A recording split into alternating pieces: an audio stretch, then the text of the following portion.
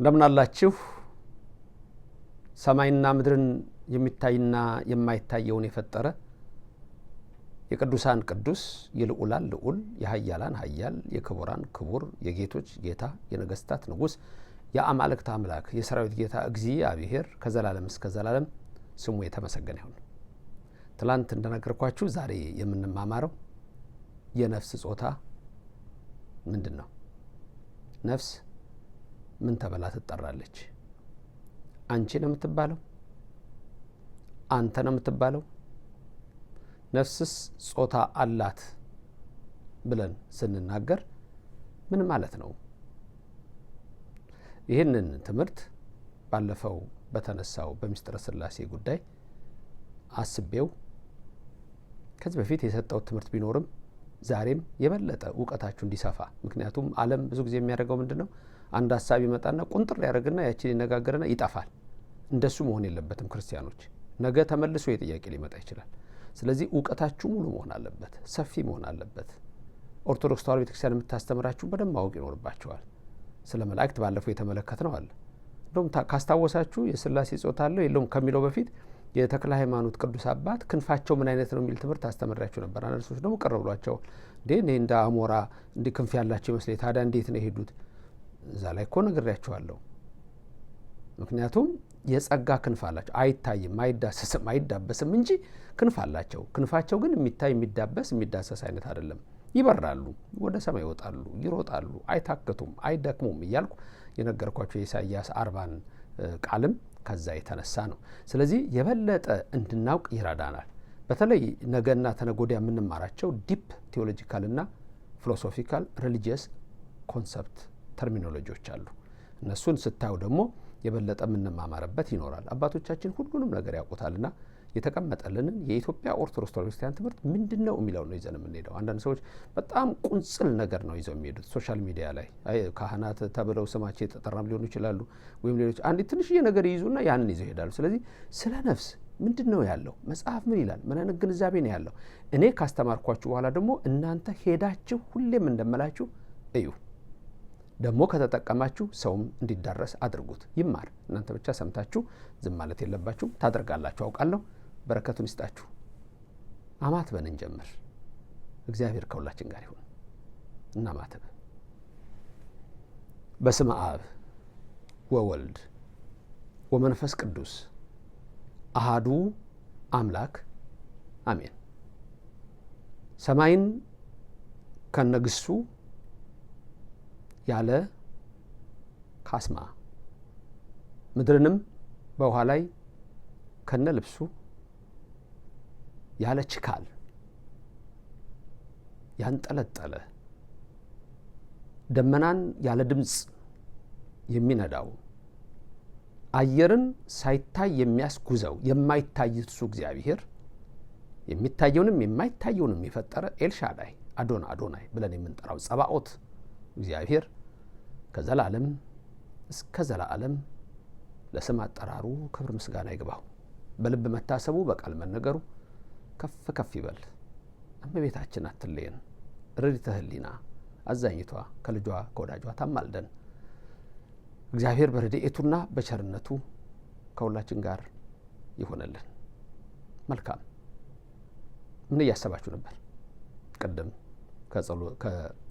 ከማማተቤ በፊት ስነግራችሁ ምንድን ነው ያሰባችሁት? ነፍስ የሚለውን ነፍስ በሁለት ዋና ትርጉም ልታዩት ትችላላችሁ። ነፍስ የሚለውን በሁለት ዋና ስዘረዝርላችሁ በጣም ብዙ ነው የምዘረዝርላችሁ።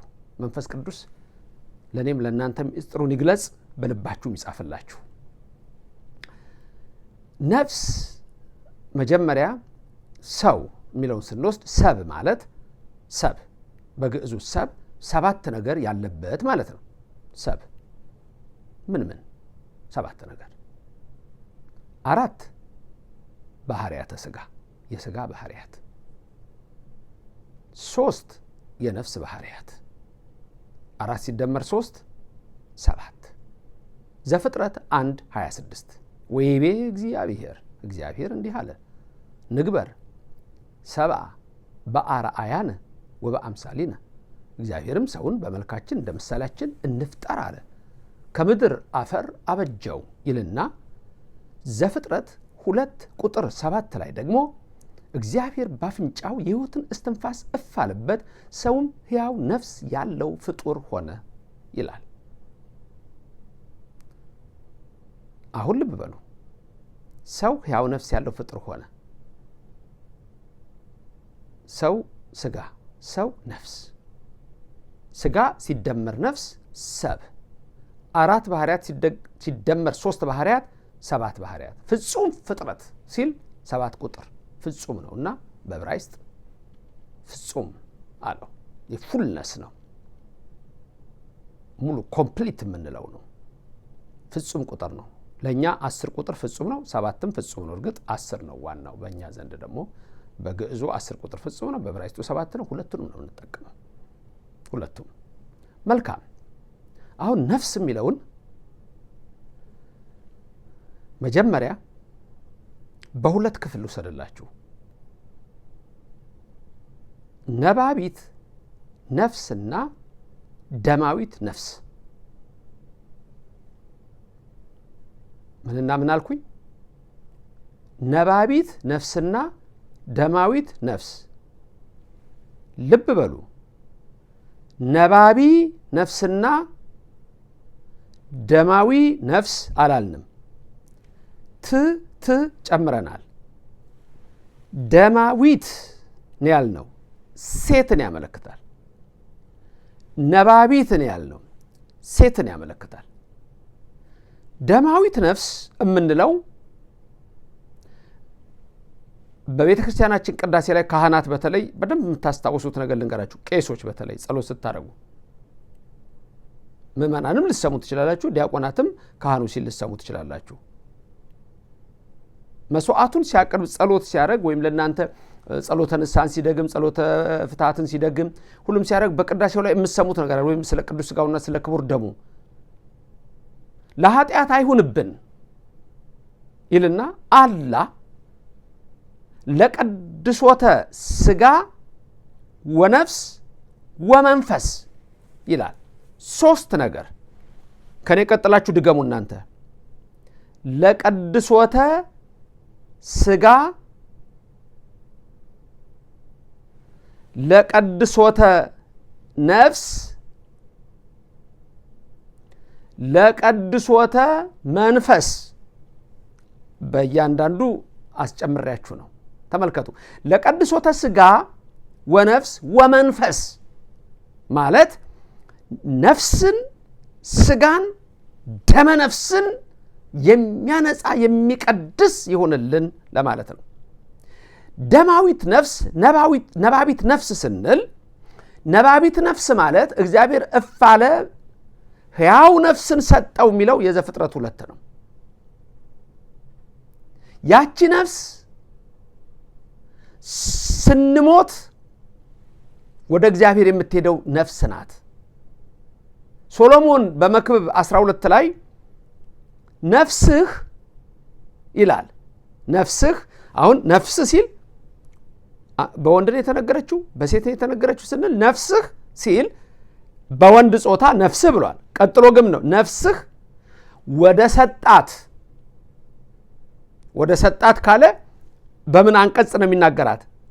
በምን ጾታ ነው የሚናገራት? ወይም በምን ወገን ነው የሚናገራት? በሴት ወደ ሰጣት ወደ እግዚአብሔር ሳይመለስ አለ የሚለው ወደ ሰጣት ወደ እግዚአብሔር ምን ሳትል ሳትመለስ ሲል በምን ጾታ ተናገራት?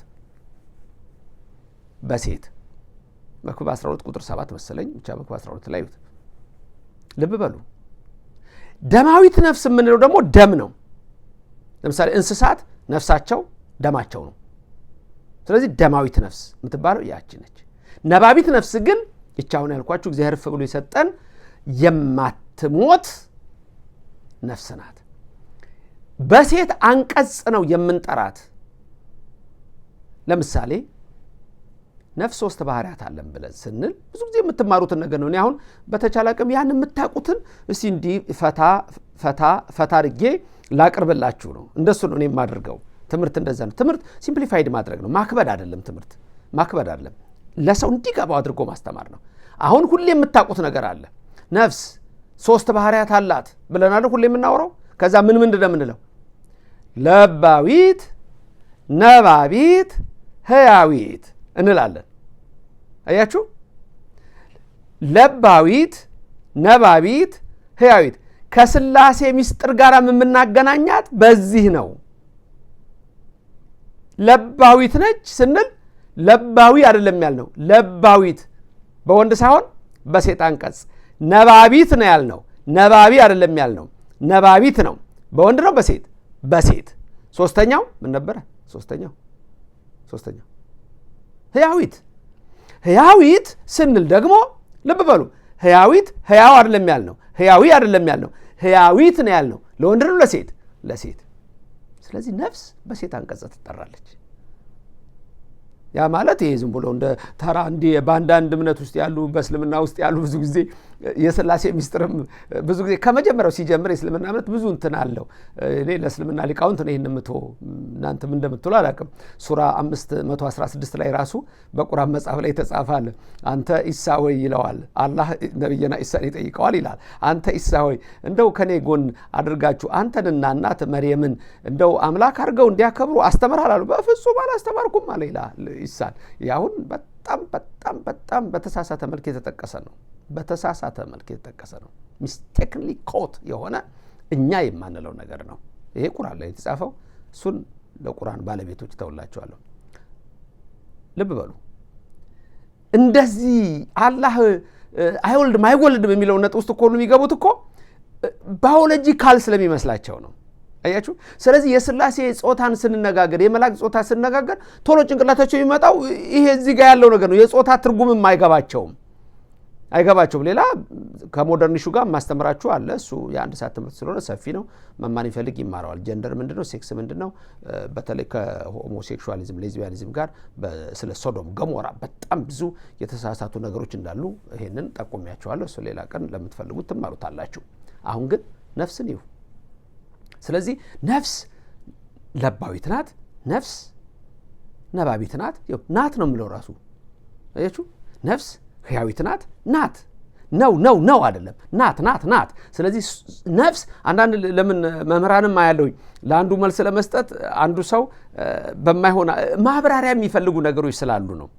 ለምሳሌ አንድ ሰው ተነስቶ ነፍስ ጾታ የላትም ብሎ ቢያስተምር ማብራሪያ ይፈልጋል። ቀድሜ እንዳልኳችሁ ማብራሪያ ይፈልጋል መልስ ለመስጠት ብዙዎች አሉ። ይሄ ዝም ብሎ የሚሄደውን አይደለም የምላችሁ። ዝም ብሎ ተነስቶ በመቀኝነት እከሌ እንዲህ አለ ምናምን። እኔ ሁሌ አንድ ሰው አለ ለመናፍቃን ሁሉ በቃ የኔ ትምህርት የተሳሳተ መስሎ እንዲሰማ በየዕለቱ የሚሰራ ሰው አሉ ብዙ ሰዎች አሉ። እንዳሻቸው ልብ ብላችሁ ስሙ። እናንተ ግን ተማሩበት። የኦርቶዶክስ ቅዱስ ቤተክርስቲያናችን ዕውቀትን እንድናቀው ፈልጋለሁ። ነፍስ ለባዊት፣ ነፍስ ነባቢት፣ ነፍስ ህያዊት ተመልከቱ። ስለዚህ በጾታ ስንነግራት ልብ ብላችሁ ስሙ። በጾታ ቀላል ሌላ ነገር ላስታውሳችሁ። ውዳሴ ማርያም ስትደግሙ የዘወትሩን ጸሎት ለምሳሌ ስትሉ ነአኩተከ የሚለው ጸሎት አለ። ነአኩተከ እግዚኦ ነሴብሐከ ነባርከከ እግዚኦ ነታመነከ ንስእለከ እግዚኦ ወናስተበቅዐከ ንገኒ ለከ እግዚኦ ወነትቀነይ ለስምከ ቅዱስ ንሰግድ ለከ ኦ ዘለከ ይሰግድ ኩሉ ብርክ ወለከ ይትቀነይ ኩሉ ልሳን አንተ ውእቱ አምላክ አማልክት ወእግዚአ አጋእዝት ወንጉሰ ነገሥት። አምላክ አንተ ለኩሉ ዘስጋ ወለኩላ ዘነፍስ። ኩሉ ለወንዶች ነው የሚቀጸለው፣ ኩላ ለሴቶች ነው የሚቀጸለው። ለኩሉ ዘስጋ ወለኩላ ዘነፍስ። አንድ መምህራችን ነበሩ፣ ድሮ አርፈዋል። ሌሎች መምህራን ያስታውሱ እንደሆነ አላውቅም። ይህን ጸሎት ሲጸልዩ ሰምቻቸዋለሁ። ብፁዕ አቡነ መርሃ ምን ብለው ነው ሲጸልዩት ስሰማ የነበረው? ክላስ ውስጥ ሆነን ለኩሉ ዘስጋ ወለኩሉ ዘነፍስ ሲሉ ብዙ ጊዜ ሰምቻቸዋለሁ። እንደሱ የሰማችሁ ሰዎች ካላችሁ ድንገት ልትኖሩ ትችላላችሁ። እንደሱ ብለው ሲጸልዩ ሰምቻለሁኝ። እና በወንድ ጾታ ወለኩሉ ዘነፍስ ብለው ሲጠሩ ሰምቻለሁ። ምክንያታቸውን አላቅም። በእግዚአብሔር ቤት ያሉ ናቸው። ታላቅ መምህር ናቸው። አንዳንዶቹ አነጋገራቸውን ወደ ምንፍቅና ወደ ተሐድሶ ወስደው እንትን ለማድረግ ይሞክራሉ። እሳቸው የሚናገሩትና እነዚህ የሚያስቡት መንገዱ የተለያየ ነው። ለማንኛውም ለኩሉ ዘስጋ ወለኩሉ ዘነፍስ ሲሉ ሰምቻለሁ። እዚህ ጋር ግን ስጋና ነፍስን ለይቶ ስላመጣ ለኩሉ ዘስጋ ወለኩሉ ዘነፍስ ሊባል አይገባውም፣ አይቻልም። ምክንያቱም ስጋን ለብቻው አድርጎታል፣ ነፍስን ለብቻ አድርጎታል። ስለዚህ ነፍስን እዚህ ጋር በወንድ ጾታ ለመጥራት አንችልም። ሊቃውንት ይሄን ነገር ልብ ብላችሁ እንድታዩትም እፈልጋለሁ፣ እንድትመረምሩትም እፈልጋለሁ። ለኩሉ ዘስጋ ወለኩላ ዘነፍስ ነው። ለኩሉ ዘስጋ ወለኩሉ ዘነፍስ ስንል ሁለቱንም አንድ አይነት አድርገነዋል፣ የወንድ ጾታ አድርገነዋል። በተለመደው ግን በተጻፈው ማንም ሲል የሰማሁት ለዛ ነው። እኛን ብፁዕ አባታችን የጠራሁት በዛ መንገድ ስለሰማዋቸው ነው። በጣም በተደጋጋሚ ስለሰማዋቸው አሁን አጋጣሚ ትዝ ብሎኝ ነው። መምህራችን ናቸው፣ በረከታቸው ይድረሳል። አሁን እዚህ ጸሎት ላይ ምን እንደምታዩት ለኩሉ ዘስጋ ወለኩላ ዘነፍስ ነው። ሁሌ የምንለው ይሄ ነው፣ የተጻፈው ይሄ ነው፣ የምታዩት ይሄ ነው። በሴት አንቀጽ በብዙ ቁጥር ነው የሚጠራቸው ነፍሳትን። ስለዚህ ነፍስ ጾታዋ በዚህ መልክ ሁለት ነገር ተመልክተናል። ነባቢት ነፍስ፣ ደማዊት ነፍስ። ነባቢት ስንል ደማዊት ስንል ራሱ ምንድነው ያየነው? ነባቢት ደማዊት ስንል የሴት አንቀጽ መሆኑን እንመለከታለን። በዚህ አጋጣሚ ግን ነፍስ የሚለው ቃል ስጋን የሚያመለክት ይሆናል። ቅድም ያልኳችሁ የስጋና የነፍስ ልዩነት እዛ ጋር ሁለቱንም ስላስቀመጠው ነው። ነፍስ ብሎ ስጋ ሊል ይችላል፣ ሰው ሊሆን ይችላል። ነፍስ ሰው፣ ነፍስ ስጋ ሊሆን ይችላል። ነፍስ ስጋና ነፍስ ራሱ አንድ ላይ ሊሆን ይችላል። ገባችሁ ያልኳችሁ? ነፍስ ነፍስ ሊሆን ይችላል፣ ነፍስ ስጋ ሊሆን ይችላል። ነፍስ ስጋና ነፍስ ሊሆን ይችላል። ነፍስ ሰው ሊሆን ይችላል። ነፍስ ሴት፣ አጠቃላይ ሰዎች ሊሆኑ ይችላሉ። ምሳሌ ምስክር ላምጣላችሁ ለዚህ። ያዕቆብ ወደ ምድረ ግብፅ የወረደበትን ታሪክ ስለሱ ታዩ። ሰባው ነፍስ ብሎ ሰዎችን ሁሉ በነፍስ ይጠራል። በተለይ የግዕዙ መጽሐፍን ስታዩ ቁጥራቸው 72 ሰዎች ወረዱ ወይም 75 ሰዎች ከያዕቆብ ጋር ወረዱ ለማለት 75ቱ ብሎ ነፍስ ሊል ይችላል። ነፍስ በነገራችን ላይ በነጠላም በብዙም መጥራት ይቻላል። ለምሳሌ ያዕቆብ 75 ሰዎች ናቸው፣ ግን ነፍስ ብሎ በአንድ ላይ ይጠራቸዋል። ይህንን የምታዩበት የመጽሐፍ ቅዱስ ክፍሎች አሉ። ዘዳግም 10:22 ላይ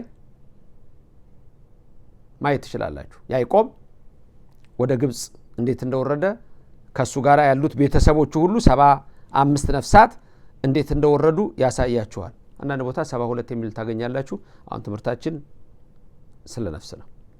በኦሪት ዘፍጥረት ላይ መጀመሪያም ገና ሲወርድ ያለው ዘፍጥረት 46:26 ላይ መመልከት ትችላላችሁ። ዘፍጥረት 46:26 ላይ ትመለከታላችሁ። ወኩሉ ነፍስ ዘቦአ ብሔረ ግብፅ ምስለ ያዕቆብ የሚል ቃል ታገኛላችሁ። አሁን እዚህ ወኩሉ ነፍስ ሲል ወኩሉ የሚለው የወንድ ነው። ይሄ እንግዲህ ግዕዝ ነው፣ የወንድ ነው የሚያመለክተው። ወኩላ አላለም፣ ወኩሉ ነው ያለው። ስለዚህ ይሄ የሚያመለክተው ምንድን ነው? በወንድ ነፍስ ይጠራል። ነፍስ ግን አሁን እቺ በስጋችን ውስጥ የተሰጠችን የስጋችን ህይወት የስጋችን ባለቤት አይደለችም። የስጋችን ባለቤት አልኳችሁ፣ ሰምታችሁኛል? የሶሎሞን ምሳሌ አሁን እዚህ ጋር ትንሽ ጨመር ላድርግላችሁና መመራመር የምትፈልጉ ሰዎች የበለጠ ትሄዱበታላችሁ። መልካምን ሴት ማን ያገኛታል? ባሏ ይታመንባታል። ሌሊት ተነስታ እንዴት ታደርጋለች? ጠዋት ተነስታ እንዴት ታደርጋለች? ለቤቷ ሰዎች፣ ለውጭ ሰዎች ብርድ አይነካቸው፣ ሹራብ ሰፍታ ታለብሳቸዋለች። እንደው እቺ ሴት ማን ነው የሚያገኛት ይላል። እቺ ሴት ነፍስ ነች። ባሏ ይታመንባታል፣ ስጋ ነው። በሽማግሌዎች ፊት አያፍርም ማለት ስላሴ ሲመጡ አቡነ መንፈስ ቅዱስ ስጋ ከመቃብር ተነስቶ ያችን ነፍስ ተዋህዶ አያፍርም። መልካም ነገርን መልካም ምግባርን ታረጋለችና። አያችሁ ነፍስ በሴት አንቀጽ ነው። አሁን እዚህ ጋር ተዋት ባለቤት ስላችሁ ዳዊት ሲጸልይ መዝሙር 41 ላይ ምን እያለ የሚጸልየው እንኳን ታስታውሱ ከሆነ ነፍሴ ወደ እግዚአብሔር ተጠማች አይደል እንደሚለው ነፍሴ ወደ እግዚአብሔር ተጠማች መቼ ደርሳለሁ መቼስ የአምላኬን ፊት አየዋለሁ እያለች ተጠማች ነው የሚለው ታስታውሳላችሁ አይደል? ሁላችሁም መዝሙረ ዳዊትን ስለምትጸልዩ ታውቁታላችሁ። መዝሙር 41 ላይ ነው። መዝሙር 41 ላይ በጠቅላላ የምታዩት ነፍሴ ነፍሴ ነው። ለምን ትተክዚ ነው የሚላት እኮ አይደል? ለምን ትተክዝ አይልም። ወደ ወንድ ጾታ ለምን ትተክዚ ታውከት ነው የሚለው። ታውከ ነፍሴ አይልም። ታውከት ነፍሴ ነው የሚለው። ነፍሴ ታወከች ነው የሚለው። ይሄ በጠቅላላ የሚያሳያችሁ የነፍስን ምን እንደሚያሳያችሁ የነፍስን በሴት አንቀጽ መጠራት ነው። በወንድ አንቀጽ ደግሞ እንዳልኳችሁ በምን ላይ ነው የምታዩት?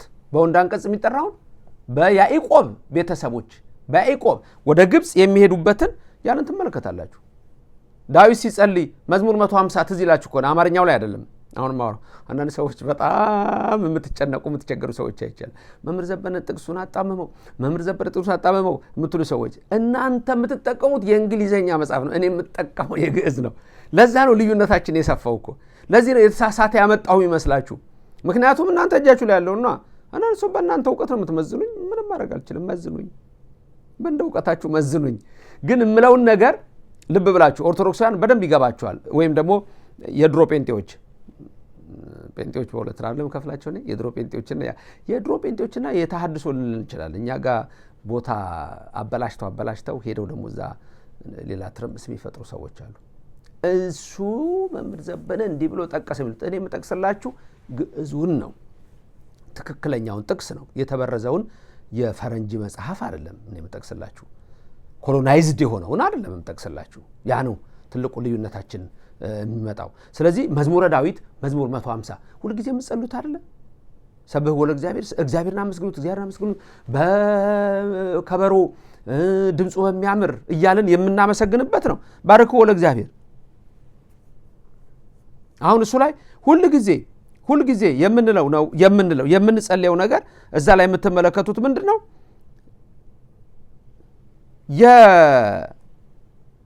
የዳዊት ጸሎት ነፍስን በምን መልክ እንደሚጠራት የምናይበት ነው።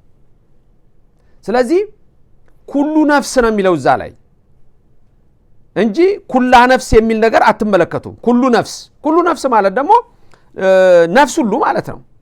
ነፍስ ሁሉ እግዚአብሔርን ያመስግን ነው። በሱ መልክ ነው ልበ አምላክ ዳዊት የሚጸልየው። መዝሙር 102 ላይ ቁጥር 22 ላይ ባርክዎ ለእግዚአብሔር ኩሉ ተግባሩ ብሎ ውስተ ኩሉ በሐውርተ መለኮቱ ተባርኮ ነፍሴ ለእግዚአብሔር አሁን ተባርኮ የሚለው ቃል የሴትን አንቀጽ የሚያሳይ ነው። ቅድም ያልኳችሁ መዝሙር 41 ላይ ግን ሁልጊዜ የምትጸሉት ከመያፈቅር አየል ሀበ አንቂተ ማያት እያለ ልክ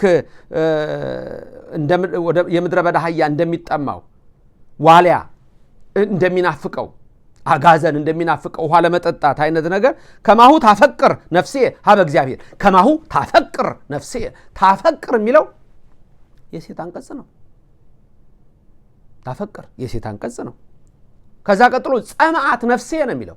ጸማዓት ነፍሴ ሀበ አምላኬ ሕያው ወደ ሕያው አምላኬ ነፍሴ ተጠማች። መቼ ደርሳለሁ? ማእዜ እበጽሕ መቼ ነው የምደርሰው? ወሬ ገጾ ለአምላኬ የአምላኬን ፊቱን እማየው መቼ ነው እያለች ጸማዓት ነፍሴ ጸማዓት ተጠማች። መዝሙር 62 ላይ አምላኬ እገይስ ሀቤከ እስመ ጸማዓት ነፍሴ ለከ ነፍሴ አንተን ተጠምታለችና። መዝሙር 62 የጠዋት ጸሎት ነው። ሁልጊዜ ጠዋት የሚጸለይ ነው። በነገራችን ላይ መዝሙር 62 በጽባህ ነብብ ለከ ስለሚል ነው። ስለዚህ በመዝሙር 141 ላይ 41 ላይ የምትመለከቱት ታፈቅር ጸምዓት ተሐውከት የሚለው ቅጽል ለሴት የሚያሳይ ነው። ለምንት ትተክዚ ይላል። ትተክዚ አሁን ትተክዚ ነፍስየ የሚለው ቃል ለሴት የሚያመለክት ነው። ወለምንት ተሐውክኒ ለምንድነው የምታውኪኝ? ይሄም ሴትን የሚያመለክት ነው። ተሐውከት ነፍስየ በላዕሌ ነፍሴ በላዬ ታወከች ወበእንተዝ እዝየከረከ እግዚኦ ስለዚህ አስብሃለሁ እያለ ዳዊት ይጸልያል። መልካም ቅድም ያልኳችሁ መዝሙር 150 ላይ ሰብህዎ በጸናጽል ዘሰናይ ቃሉ ካለ በኋላ ቀጥሎ ሰብህዎ በጸናጽል ወበይባቤ ብሎ ድምፁ በሚያምር በጸናጽል አመስግኑት ይልና ኩሉ ነፍስ ይሰብህዎ ለእግዚአብሔር ይላል። ይሄም ኩሉ የሚለው አሁን ወዴት መጣን? ወደ ወንድ ጾታ መጣ። ኩሉ ነፍስ ይሰብህዎ ለእግዚአብሔር አያችሁ፣ ኩሉ ነው፣ ኩላ ነፍስ አይደለም። ስለዚህ በወንድ ጾታ ደግሞ በወንድ ጾታ ሲሆን ምንን ያመለክታል ነበር ያልነው? ሰውን ነፍስና ስጋን አንድ ላይ የሚያመለክት ነው። ኩሉ ነፍስ ይሰብህዎ ለእግዚአብሔር። መጽሐፉ አማርኛው ቀደም ልዩነት አለ ያልኳችሁ እስትንፋስ ያለው ሁሉ እግዚአብሔርን ያመስግን ነው የሚለው። እስትንፋስ ነፍስን እስትንፋስ ብለን ልንጠራ የምንችልበት ጊዜ ስላለ ማለት ነው። ለምሳሌ ነፍስት የሚል ቃል አለ ታውቃላችሁ። ይሄንን እንዳይከብዳችሁ ነፍስት ግዕዝ ነው። ነፍስት ማለት ስጋ፣ ገላ፣ አካል ማለት ነው። ስለዚህ ከነፍስ ጋራ በጣም የተገናኘ ነው። እያችሁ የተገናኘ ነው። ስለዚህ ነፍስ የሚለው ቃል በግዕዙም በዕብራይስጡም በአብዛኛው የሚነገረው በሴት አንቀጽ ነው ስለ ነፍስ። ኩሉ ነፍስ ይሰብህዎ ለእግዚአብሔር ስንል ግን ኩሉ የሚለው ቃል የወንዶችን የሚያመለክት ነው። ስለዚህ ያዕቆብ 75 ነፍስ ሆኖ ወደ ግብፅ ወረደ ማለት ሰዎች ማለት ነው። ነፍስ ማለት ሰዎች ማለት ነው እንጂ ነፍሳት ብቻ ስጋ ቀርቶ ወረዱ ማለት ነው ብሎ የሚያስተምር ካለ አይሆንም። እንደሱ አያስሄድም። እንዳትሞክሩ እንደሱ አያስሄድም። ስለዚህ ነፍስ ብሎ ስጋንም ጭምር ሊያመጣ ይችላል። ኩሉ ነፍስ ይሰብህዎ ለእግዚአብሔር ማለት ነፍስ ሁሉ እግዚአብሔርን ያመስግነው ሲል ወንድ ጾታ ያንን ማን ነው የሚያመለክተው? ለባዊት፣ ነባቢት፣ ሕያዊት የሆነችው ነፍስ ብቻ ሳይሆን ስጋንም ጭምር ሰው የሚል ትርጉም የሚሰጠው ነው። ስለዚህ ይሄንን ነው የምናየው። በነዚህ ጉዳይ ላይ ቅዱስ እስጢፋኖስም በሚሰብክበት ጊዜ የሐዋርያት ሥራ ላይ ምዕራፍ 7 ላይ ብዙ እየዘረዘረ የሚያስተምራቸው ነገሮች አሉ። ከዛ በቁጥር 11 ላይ በግብፅ እንዴት ረሃብ በመጣ በእስራኤል ዘንድ ረሃብ በመጣ ጊዜ ያዕቆብ እንዴት ይዞ ነፍሳትን ወደ ግብፅ እንደሄደ ወመጻ ረሃብ ለብሔረ ግብፅ ወከነአን ወአብይ ሕማም ወሃጡ ዘይሴሰዩ አበዊነ ብሎ ያመጣና ከዛ በኋላ ያዕቆብ በብሔረ ግብፅ ወንድሞቹ ቀድመው ዮሴፍ ቀድሞ እዛ ሄዶ ከዛ በኋላ ያዕቆብ እንዴት 75 ሌሎች ሰዎችን ይዞ እንደሄደ የሚያመለክተውን ሲሰብክ ቅዱስ እስጢፋኖስ ምንድነው ያለው? 75 ነፍስ ነው የሚለው። 75 ማለት 75 ነው። ስለዚህ አሁን ነፍስ የሚለው የሚያመለክተው ምን ነው ካላችሁኝ ስጋን ነው። ትምህርት ያላጠቃል። ነፍስ በሴት ጾታ ስትነገር የስጋ ህይወት የስጋ ባለቤት ነፍሳችን ናት። እቺ ነፍስ 3 ባህሪያት አላት። ለባዊት በሴት አንቀጽ ነው ለባዊት፣ ነባቢት በሴት አንቀጽ ነው ነባቢት፣ ሕያዊት በሴት አንቀጽ ነው ሕያዊት። ንግበር ሰብአ በአርአያነ ወበአምሳሊነ የሚለውን አምጥተን በነፍሳችን እንዴት እንደምንመስል የኦርቶዶክስ ርቲት ሃይማኖት ትምህርታችን ሲያስተምር በለባዊነት አብ ይመሰላል፣ በነባቢነት ወልድ ይመሰላል፣ በሕያዊነት መንፈስ ቅዱስ ይመሰላል። አብ በልብ ወልድ በቃል መንፈስ ቅዱስ በስትንፋስ የምንለው ይሄንን የሚያሳይ ነው። ነፍስ ለባዊት፣ ነባቢት፣ ሕያዊት ብለን ስንናገር በሴት አንቀጽ እንጠራታለን።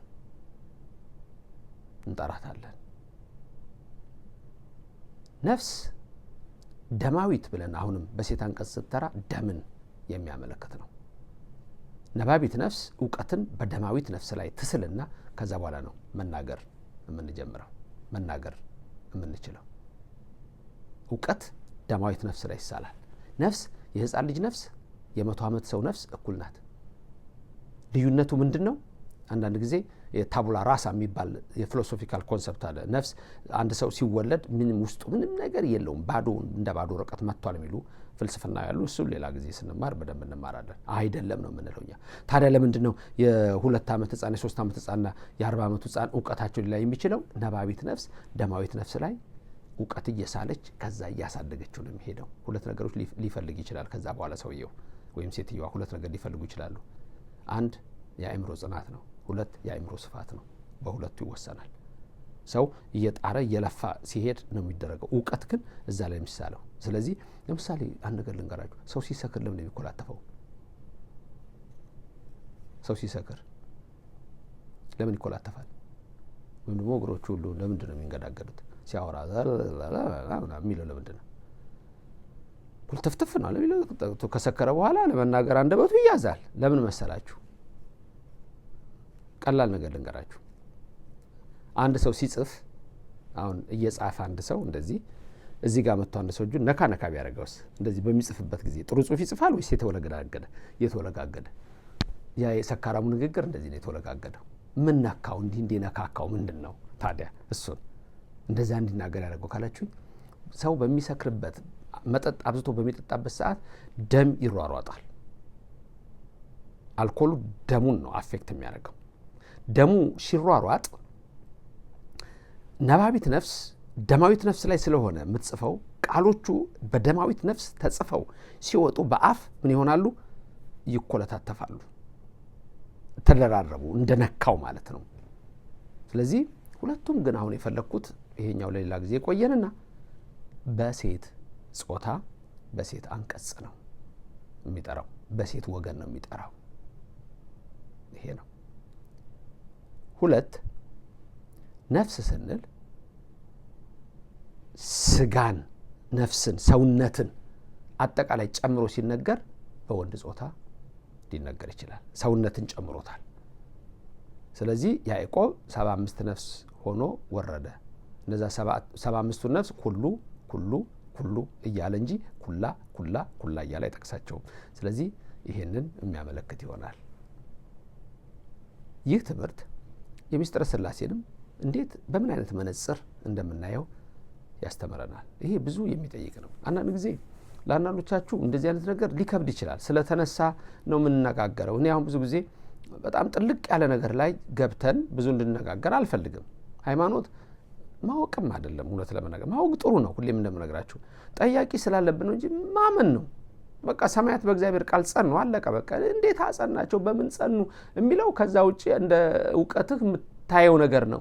በቃ እግዚአብሔር ፈጣሪ ያለ ብሎ ማመን በራሱ አንድ ታላቅ ጸጋ ነው። ግን 8ኛው ሺ አይደለም? የሚመረምሩ ይበዛሉ አላለ ዳንኤል? የሚጠይቁ ይበዛሉ ብሏል አላለም? ጥበበኞች ደግሞ ጥበብን ያስተምራሉ ብሏል። አንዳንዶች ደግሞ ሁሉም ደግሞ አስተማሪዎች ይሆናሉ ተብሎ የለ? ዘመኑ እኮ ነው ሁሉም አስተማሪዎች። አሁን እኮ አስተማሪ የሚሰማ እኮ ሰው የለም። እኔ አሁን አንዳንዶች ይገርሙኛል። እኔ በጣም ብዙ ዓመት ያስተማርኳቸውን ምጥጥ አድርጎ ያመጣና እኔኑ ደግሞ ሊሞግተኝ የሚሞክር ሰው ሲያጋጥመኝ ይደንቀኛልና ምንም አይደለም። ደስ ይላል። እኔ አሁን አንዳንድ ጊዜ ዝም ብሎ ተምሮ አፉን ከዘጋው ይልቅ ቲክቶክ ላይ ቁጭ ብለው መልስ ለካህዲያን መልስ የሚያሳጡትና አደንቃለሁ። ዩቲዩብ ላይ ሆኖ መልስ ተምሮ ዝም ብሎ የጋን መብራት ሆኖ መቀመጥ ከባድ ነገር ነው። የምመክረው ግን እንዳይቸኮል ነው። ቆይ ብሎ ነገሮችን ማየት። እንዴት እንዲህ ያሉት ነው። አንዳንድ ሰው ተነስቶ ለስድብ ነው። አሁን ባለፈው አንድ አባት፣ ትልቅ አባት ናቸው፣ በጣም ትልቅ አባት ናቸው፣ የተከበሩ አባት ናቸው፣ የለፉ አባት ናቸው፣ በቤተ ክርስቲያን ውስጥ የኖሩ አባት ናቸው፣ በጣም የኖሩ አባት ናቸው። ተነስቶ ግን ለመናፍቁ ሁሉ በር መስጠት፣ ለካህዲው በር መስጠት፣ ለዓለማዊ በር መስጠት፣ ለአላዊው በር መስጠት። እንዴ ሰው ሲናገር እኔ ባለፈው ገና የመጀመሪያው ላይ ብያቸዋለሁ። ሊሳሳት ይችላል። ያ በመድረክ ላይ ያወራው የተሳሳተው ነገር እምነቱ ነው ማለት አይደለም። ስለዚህ አንዳንዶቹ ጥንቃቄ አድርጉ። ዝም ብሎ ለማይሆን ነገር ብላችሁ ወደ ከንቱ ነገር አትሂዱ፣ አትድፈሩ። ሰው እኮ በእድሜውም ይከበራል እኮ። አሁን የመጣብን ትውልድ ዘርጣጭ ነው። ይዘረጥጣል በጣም። ተው እንጂ ስርዓት ይዞ እኮ ነው መነጋገር። አባታችን ይህን እንዴት አሉት? እስቲ ንገሩን። መምህር ይህን እንዴት ብለውታል? እስቲ ያስተምሩን። ቀሲስ ይህን ነገር ሲሉ ምን ለማለት ነው? አንዳንዶቻችሁ አውቃለሁ በጣም ትሁታን ናችሁ። ይሄ ቤተክርስቲያን ውስጥ ነበርኩ የሚል ሰውና አሁን መርጌታ ነኝ ቄስ ነኝ የሚለው እየወጣ ደግሞ በተሐድሶ ውስጥ ያለው ሰው ነው ሰድቦ ለሰዳቢ የሚሰጠው። ይሄ ደግሞ ምን ክርስቶስስ ተሰድቦ የለም እንዴ? እኔ አይደንቀኝም። በነገራችን ላይ እኔ እንደሚጮህ ውሻ ነው የማየው። አገቱን ይከለባት ነው። ውሻ ሲጮህብኝ እኔ ጮክ ያላቅም ነው መልስ። ይሄንን ነው ሁሉ ጊዜ የምነግራችሁ። ግን ምዕመናን ደግሞ ማወቅ ይኖርባቸዋል። ምንድን ነው ዓላማው?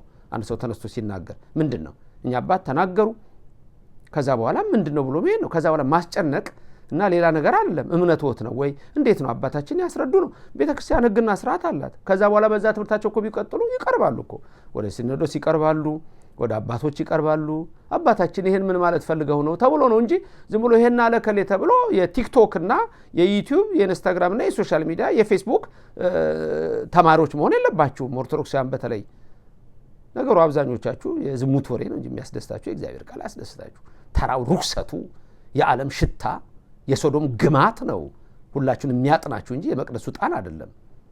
ብዙዎቻችሁ እንዲህ ረክሳችሁ ወደቃችሁና የወጣችሁ የተጣላችሁ ናችኋል። ምድር ተከፍታም አለማዋጧ እንደ ዳታንና እንደ አቤሮን እግዚአብሔር ደግ ነው፣ እግዚአብሔር ቸር ነው። ስለዚህ ተመለሱ፣ ከተጣመመ ነገራችሁ ተመለሱ። የእውነትን ነገር ይዛችሁ ሂዱ።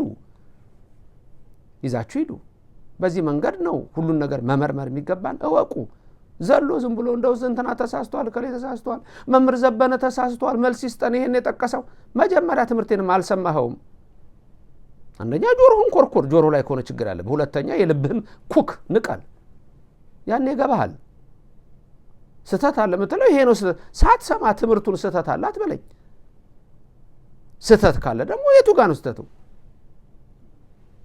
ይሄ እኮ እንዲህ ነው ነው ምን ችግር አለ? ትላንት ኤርሚያስ ልል ነበረ ኢሳይያስ ብያለሁ፣ ይቅርታ ልላችሁ ይችላል።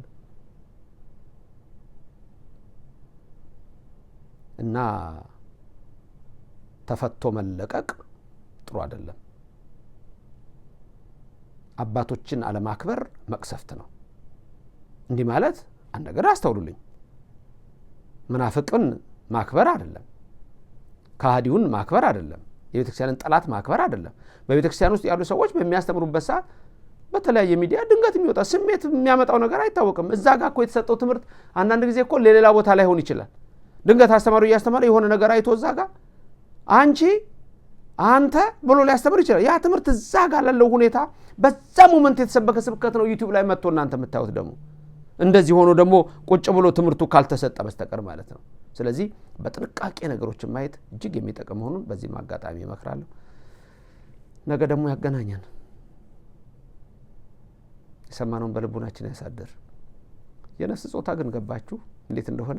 አንተ የሚባልበት እንዴት እንደሆነ፣ አንቺ የሚባለው በምን እንደሆነ እንደዛ ማለት ግን አሁንም ልክ የእስልምና እምነት ሰዎች እንደሚያስቡት አላህ አይወልድም አይወለድም እንደሚለው ወልድም ወለደው ስንል ልክ እኛ እንደምንወለደው ብሎ እንደማሰብ እንዳይሆንባችሁ ይሄ መጠንቀቅ ያስፈልጋል፣ ማወቅም ያስፈልጋል። የሰማነውን በልቡናችን ያሳድር። መብርሃን ቅድስተ ቅዱሳን ድንግል ማርያም በቀኝ በግራ ትቁምላችሁ፣ ከፊት ትምራችሁ፣ ከኋላ ትከተላችሁ። በልቡናችን ከልጇ ጋር ነግሳ ለዘላለም ትኑር። በአብርሃም ቤት የገቡ አብ ወልድ መንፈስ ቅዱስ በእናንተም ልቡና ይጎላችሁ።